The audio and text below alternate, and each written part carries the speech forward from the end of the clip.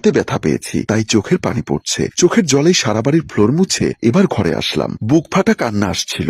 একটু রেস্ট করার জন্য বিছানায় গায়ে এলিয়ে দিলাম, কিন্তু না, একটা মিনিট আমি রেস্ট করতে পারিনি। সাথে সাথে আমার ছোট ননদ এসে হুকুম দিল যে তার ভাবির জন্য পানি গরম করে গোসলখানায় পানি দিয়ে আসতে। আমি আর কিছু করলাম না, এমনিতেই শরীরটা ভারী। তারপরও কষ্ট করে উঠে রান্নাঘরের দিকে চলে গেলাম গরম পানির জন্য। রান্নাঘরে গ্যাসের চুলোয় পানির পাতিল দিয়ে ভাবলাম এই পরিবারের মানুষগুলোর জন্য এত কিছু করছি। সকাল থেকে সন্ধ্যা পর্যন্ত কাজ করি, চাকরানির মতো খেটেও বান্দির বাচ্চা কিংবা কাঠমিস্ত্রির মেয়ে বলেই সম্বোধন পেতাম। একদিন স্বামীর ঘরে রুম গোছাচ্ছিলাম। আমার স্বামী আমায় ডাক দিয়ে বলল, কালকে দিনে এই কাপড়গুলি ধুয়ে রেডি করে রাখবি। তখন রুমে কেউ ছিল না। আমি অনেক সাহস করে বললাম, আমি একটা কথা বলি। তখন সে বলল, কি বলবি বল। আমি বললাম, দেখুন, সকলের সামনে অস্বীকার করলেও আপনি তো সত্যটা জানেন যে আসলে সন্তানটা যে আমাদের। এভাবে আপনার দ্বিতীয় স্ত্রী আর মা ঘরে বলল যে আমার সন্তানটা ভূমিষ্ঠ হলেই বেঁচে দিবে, যতই কঠিন হোক সে। আমার মুখের কথাটা শুনে